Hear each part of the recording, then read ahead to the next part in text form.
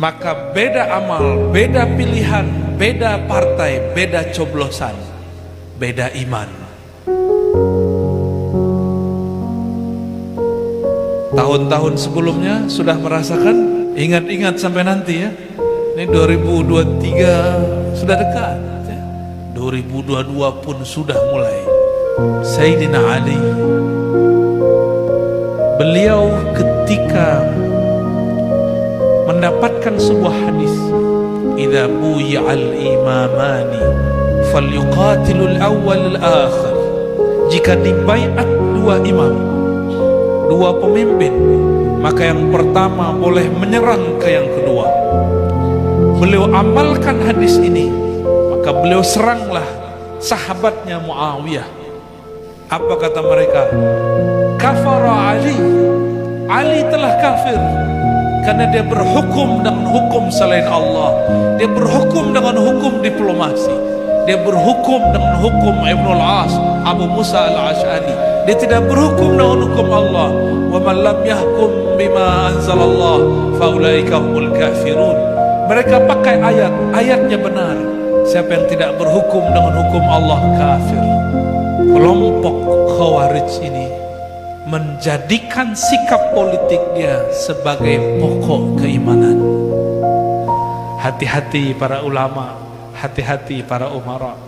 Orang yang cinta kita saat ini belum tentu dia cinta benar-benar cinta. Selevel Sayyidina Ali, ada yang cuma cinta, dicintai karena nafsunya orang yang mencintai. Khawarij, kita mulai dari Khawarij ya. Khawarij secara bahasa berarti kelompok kharijah yang keluar dari kebenaran. Imam Asy-Syahrastani mengatakan kullu man kharajat an imamatin sahihah, setiap kelompok yang keluar dari kepemimpinan yang sah, yang memberontak, itu disombok dengan Khawarij. Lalu siapa ahlu sunnah? Itu terjemahan umum ya. Kalau ahlu sunnah, mereka yang menerima pemerintahan yang sah, melarang berontak. Maka dalam akidah Tahawiyah, Al-Imam Abu Ja'far At-Tahawi mengatakan, kami meyakini bahwa kita perlu, bahkan wajib mendoakan para pemimpin, menaati mereka, dan tidak boleh memberontak.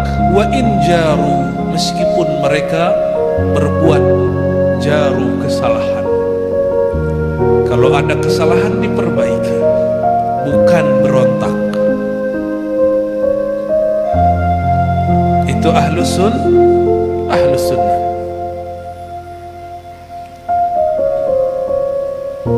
Kenapa Khawarij ini memfatwakan berontak?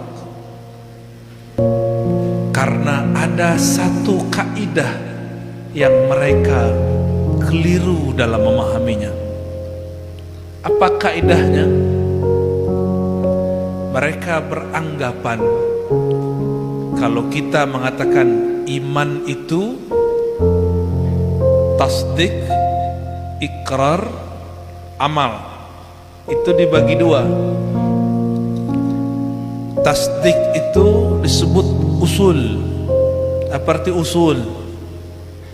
Pokok, aslul iman. Tasdik ada di kolbu. Tasdik ada di mana? Di kolbu. Makanya hadisnya menyebutkan antu'mina billah wa malaikatihi wa kutubihi sampai akhir hadis rukun iman.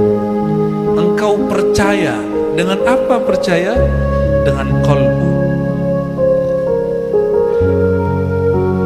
Maka ahlu sunnah menggariskan bahwa aslul iman tasdik bil qalb. Pokok dari iman itu adalah tasdik, percaya percaya di dalam kolbu. Ini ahlu sunnah wal jamaah. Tasdik dalam kolbu ini punya cabang. Cabang pertamanya ikrar, mengikrarkan. Sudah jadi bahasa kita. Apa arti ikrar? Melafazkan, menyatakan, memberikan persaksian. Yang kedua, al-amal bil arkan, aktivitas amal dengan zahir. Dari aktivitas itu muncullah kemudian amal, tindakan-tindakan politik, amal-amal jasad. Ahlus sunnah menganggap amal zahir adalah cabang. Kalau amal zahir berubah, cabang tidak berubah. Jika berbeda cabangnya, tidak berbeda pokoknya. Namun Khawarij berpandangan lain. Bagi Khawarij, iman itu tasdik dalam kolbu, ikrar dengan lisan, amal dengan jasad, dan semua ini disebut dengan pokok iman. Bagi mereka, ikrar itu pokok, amal itu pokok. Maka beda amal, beda pilihan, beda partai, beda coblosan, beda iman. Tahun-tahun sebelumnya sudah merasakan, cuma karena beda nomor coblosan keluar dari grup WhatsApp-nya, tengkar di Facebook, betul ya? Ustadz, guru, kiai dibentak oleh jamaahnya. Kawan saya dibentak kiai, guru saya dibentak ulama, wali Allah, cuma karena dia mengajarkan, wahai anak-anak, ini cabang iman, hanya cabang. Kalau kita berbeda dalam urusan politik, bukan berarti berbeda pokok iman. Jangankan urusan politik, ada orang kunut, satu tidak kunut, imannya sama kan? Jangankan antara orang kunut tidak kunut, orang yang tidak sholat tapi dia tidak ingkar kewajiban sholat pun masih beriman. Belum batal keimanannya. Jangankan antara orang sholat dengan yang tidak sholat tadi, bahkan orang bermaksiat pun, selama dia tidak menghalalkan maksiatnya, dia pun masih disebut mukmin. Apalagi cuma berbeda coblosan. Maka tolong diingat-ingat kaidah ini, saya sampaikan di mana-mana. Beda pilihan politik bukan berarti beda iman. Coba diulang. Beda pilihan politik bukan berarti beda iman. Diringkas, beda politik bukan beda iman. Coba dibaca. Ingat-ingat sampai nanti ya. Ini 2023 sudah dekat. 2022 pun sudah mulai. Beberapa bandara itu kita turun, baliho-balihonya sudah banyak. Calon stres sudah banyak ya. Benar, calon stres. Setiap selesai pemilihan umum itu banyak orang masuk rumah sakit jiwa. Tanya sama Paman Pirin ya, kawan-kawan beliau lah.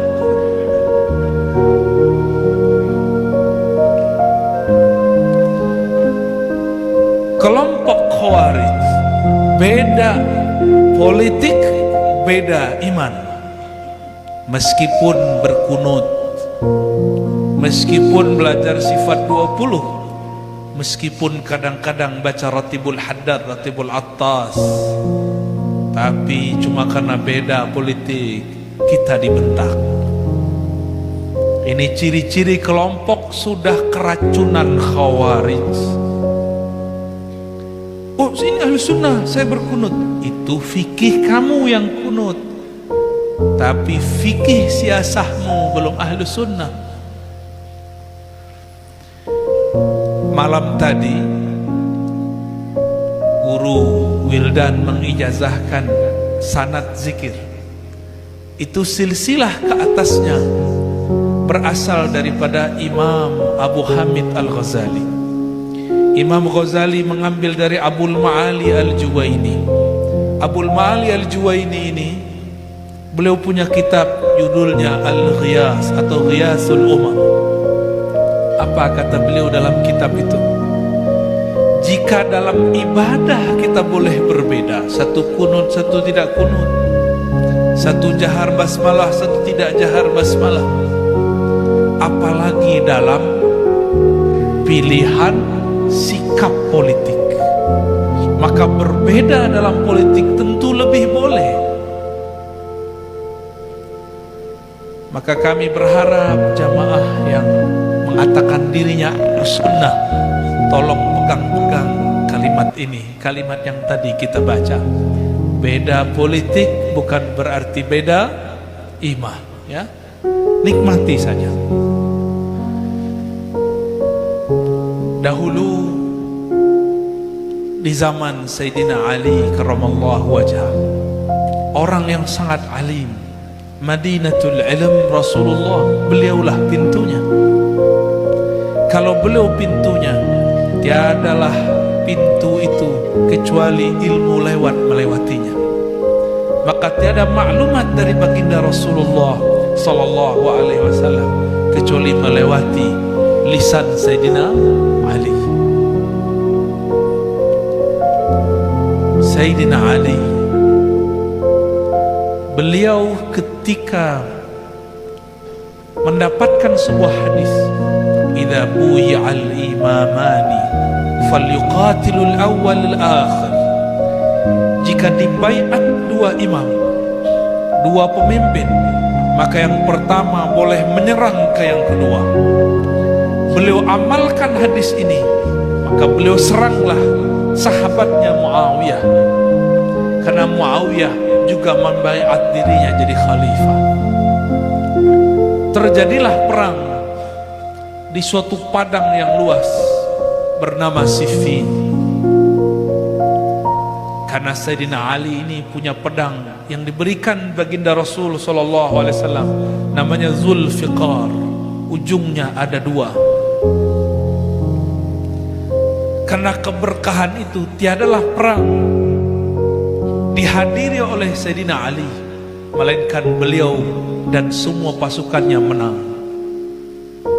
Jangankan itu, rambut Rasulullah jika dipakai oleh Sayyidina Khalid ibn Walid, maka beliau tidaklah perang kecuali menang.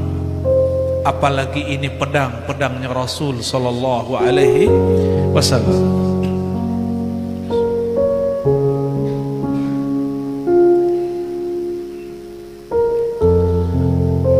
Namun Sayyidina Ali punya kisah. Di tahun ke-6 Hijriah, ini perang terjadi sekitar tahun 40 Hijriah atau sebelumnya. Di tahun 6 Hijriah, sekitar 34 tahun sebelum perang Siffin, Sayyidina Ali menulis perjanjian Hudaybiyah. Nabi, para sahabat sudah sampai di bukit Hudaybiyah. 10-15 kilo lagi sudah sampai di Mekah. Ternyata kafir Quraisy menahan Nabi Muhammad SAW. Tidak boleh masuk kepada Mekah. Lalu diusir, dibuatlah MOU, tidak boleh masuk Mekah. Akhirnya Nabi terima. Ditulislah di situ Muhammad Rasulullah. Apa kata kafir Quraisy? Kalau engkau Rasulullah, kami tidak akan larang engkau. Tulislah Muhammad bin Abdullah. Apa kata Nabi SAW kepada baginda, kepada Sayyidina Ali? Ya Ali, hapuslah lafaz Rasulullah. Sayyidina Ali coba menghapus, tangannya gemetar karena ada lafaz Allah dan Rasul. Dia coba lagi, getar. Dia cari, akhirnya tidak sanggup. Dia katakan, wahai Rasulullah, saya tidak sanggup. Sayyidina Ali tidak sanggup untuk menghapus hatta cuma tulisan Allah, Rasulullah. Akhirnya Nabi bertanya, tunjukkan kepadaku mana lafaznya. Maka Sayyidina Ali tunjukkan. Beliau kemudian hapus dengan air ludahnya sendiri. Beliau mengalah. Ternyata bagi Rasulullah SAW, menang bukan berarti kita selalu dapatkan. Menang bukan berarti selalu kita peroleh. Orang benar mungkin ngalah dulu baru menang. Akhirnya Sayyidina Ali pun lega, yang menghapus Rasulullah sendiri. Peristiwa ini diingat-ingat oleh Muawiyah. Muawiyah hadir saat itu belum muslim. 2 tahun setelahnya dia masuk Islam. Tapi dalam bab politik ini dia ingat, ketika Sayyidina Ali di tahun ke-40 itu mengalahkan pasukan Muawiyah. Muawiyah sudah terjepit. Muawiyah teringat ada mushaf Sayyidina Utsman yang juga menantu Rasulullah sallallahu alaihi wasallam. Maka dia ikat mushaf pada tombak, dia naikkan ke atas. Sayyidina Ali melihat ada tombak, di situ ada mushaf.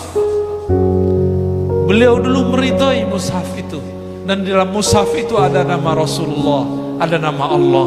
Maka beliau mengatakan, mundur. Maka mundurlah semua sahabat-sahabat dan pasukan-pasukan Sayyidina Ali. Di saat itulah pecah pasukan Sayyidina Ali. Hati-hati para ulama, hati-hati para umara. Orang yang cinta kita saat ini belum tentu dia cinta benar-benar cinta. Selevel Sayyidina Ali, ada yang cuma cinta, dicintai karena nafsunya orang yang mencintai. Apa kata sekelompok orang? Hai, ada apa dengan Ali? Gak ada lagi kalimat Amirul Mukminin. Ada apa dengan Ali? Kita sudah mau menang, dia kok mundur? Malah dia kemudian menerima hukum diplomasi. Sayyidina Ali kirim Abu Musa al-Ash'ari, Muawiyah kirim Abdullah bin Amr bin al-As. Terjadilah di situ diplomasi. Kata Ibn al-As, wahai Abu Musa, sampaikanlah apa yang hendak kau sampaikan. Abu Musa sangat polos meskipun dia lebih senior. Apa kata beliau? Untuk ketenangan umat, saya nyatakan Ali karamallahu wajhah mundur dari khalifahan. Ibn al-As dia balik. Dengan ini saya nyatakan Muawiyah naik jadi khalifah. Yang dipikirkan oleh Abu Musa, Muawiyah juga mundur. Tapi ternyata Ibn al-As punya taktik diplomasi yang dia pelajari dari orang Rum dan Persia. Walhasil kagetlah semua orang. Disitulah pecah kelompok Sayyidina Ali. Apa kata mereka? Kafara Ali. Ali telah kafir karena dia berhukum dengan hukum selain Allah. Dia berhukum dengan hukum diplomasi. Dia berhukum dengan hukum Ibn al-As, Abu Musa al-Ash'ari. Dia tidak berhukum dengan hukum Allah. Wa man lam yahkum bima anzalallah faulaika humul kafirun. Mereka pakai ayatnya benar. Siapa yang tidak berhukum dengan hukum Allah kafir. ayatnya benar, pemahaman mereka tidak benar. Mereka mengkafirkan Sayyidina Ali. Sayyidina Ali dikafirkan karena pilihan sikap politik. Mau ulangi kejadian ini? Saya tidak kaget nanti guru-guru kita ini akan dikafirkan umat cuma karena dia beda pilihan politik dengan sebagian umat. Nanti mereka punya kategori ulama akhirat, ulama su, ulama Allah, ulama dunia. Bagi mereka ulama dunia itu yang beda politik dengan dia. Nanti sudah mulai muncul. Jangan sampai. Jangan sampai.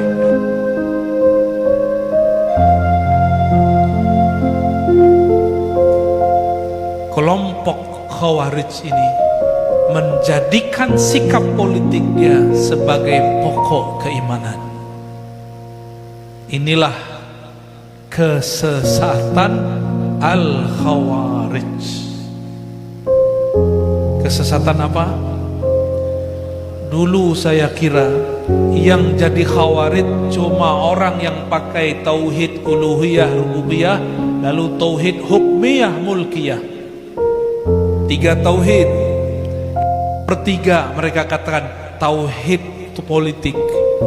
Ternyata sekarang racun ini masuk kepada orang yang belajar sifat 20. Racun ini masuk kepada orang yang bermazhab fiqih, masuk kepada orang yang katanya berakidah Asy'ariyah Maturidiyah, masuk kepada orang yang berthariqah, katanya Naqsyabandi, katanya Samani, katanya Ba'lawi, katanya Khalwati, katanya Syazili, tapi mengkafirkan gurunya atau menganggap sesat orang yang berbeda faham politik dengannya. Kalau ada ini terjadi, baik pada kiai, baik pada umat, berarti sudah kesusupan Khawarij. Dan sudah terjadi ya, sudah terjadi. Kita berdoa semoga di tahun-tahun ke depan ini tidak terjadi kembali. Kalaupun terjadi, semoga tidak separah sebelum-sebelumnya. Dulu saya ini suka takbir, Pak, suka zikir. Karena saya mengajarkan seperti barusan, saya dibentak oleh orang yang ada di luar. Apa kata dia? Allahu Akbar. Keluar kau. Saya takbirkan ulang. Ya. Sini kau. Takbir depan saya. Gak berani dia takbir depan saya. Lebih kenceng takbir kita. Nabi SAW mengatakan nanti tentara Imam Mahdi menaklukkan Rum cuma dengan takbir. Berarti takbir yang mana itu? Bukan takbir sembarangan. Takbir orang-orang yang selain Allah sudah dia nafikan, selain Allah sudah dia tiadakan, maka tidak takut lagi kepada siapapun. La yakhafuna laumata laim. Tiadalah dia takut kepada hujatan orang yang menghujat. Jamaah hadirin hadirat yang mulakan Allah. Jadi untuk menangkal Khawarij harus faham kaidah Ahlus Sunnah, lalu tahu bedanya dengan Khawarij. Hasil diskusi saya dengan beberapa peneliti, betul 90% lebih orang-orang Khawarij yang tertangkap di negeri ini itu mereka akidahnya pakai tri tauhid. Apa tri tauhid? Mereka meyakini uluhiyah, rububiyah, asma wa sifat atau diganti dengan hukmiyah mulkiyah. Ya. Ada peneliti yang meneliti dari lapas ke lapas, tahanan ke tahanan. Lalu saya juga tanya kepada orang yang menangkap, apa akidah orang yang engkau tangkap? Mereka mengatakan 90% lebih akidahnya 3 tauhid. Dengan 3 tauhid itulah mereka membid'ahkan maulid. Dengan 3 tauhid itulah mereka mengatakan belajar sifat 20 itu sesat. Dengan 3 tauhid itulah mereka mengatakan pendahulu-pendahulu kita itu orang sesat.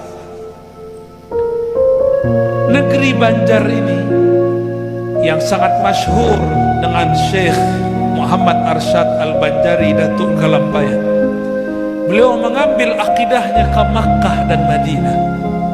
Di sana beliau belajar akidah Ahlus Sunnah wal Jamaah yang kita sebut Asy'ariyah Maturidiyah, yang masyhur di lafaz dalam lisan umat dengan sifat 20. Ada kitab beliau judulnya Usuluddin, benar nggak? Apa lagi? Sabilul Muttaqin apa Sabilul Muhtadin? Ada 2 tentang fikih dan tentang akidah. Coba dibuka, isinya tentang sifat 20. Akidah Imam Abul Hasan Al-Asy'ari. Sekarang mereka mau ganti itu, mau nggak? Antum mau nggak itu diganti? Mereka bilang belajar sifat 20 sesat. Ridho nggak? Mau nggak itu diganti? Ini nggak semangat ini. Kayaknya mau diganti ini kayaknya. Maka jika ada pesantren, tolong jangan diganti akidahnya. Pesantren sekarang sudah ganti akidahnya. Yang dipakainya Soleh Fauzan, kitab tauhidnya Soleh Fauzan. Tolong diganti lagi para kiai. Bukan saya menggurui. Siapa yang mengganti itu telah berkhianat kepada yang mengawal, yang mengajarkan Ahlus Sunnah di negeri ini dulu. Syekh Muhammad Arsyad Al-Banjari. Syekh Muhammad Arsyad itu kakek guru daripada ulama kami di Minangkabau, Syekh Ahmad Khatib Al-Minangkabawi. Beliau berguru kepada Syekh Nawawi Al-Bantani. Syekh Nawawi Al-Bantani berguru kepada Syekh Muhammad Arsyad Al-Banjari. Jadi orang Banjar ini kakek guru saya, ya. Saya tidak ridho kalau di sini akidahnya diganti, ya. Bisa putus nanti sanad ilmunya, bisa hilang nanti madatnya, keberkahannya. Maka kita sokong guru-guru kita yang masih mengajarkan sifat 20 dengan sanad yang bersambung kepada guru-guru ini. Ya. Dengan ini Bapak Ibu yang muliakan Allah, mari pertahankan akidah Ahlus Sunnah. Mari kita tangkal, kita waspadai akidah Khawarij, akidah teroris, akidah ekstremis, akidah kelompok radikal yang menjadikan agama sebagai kendaraan politik, yang menjadikan agama sebagai alat-alat politik. Bagi kita bukan begitu. Politik sebagai alat menyebarkan agama, bukan sebagai agama yang dijadikan alat politik. Wallahu a'lam bishawab.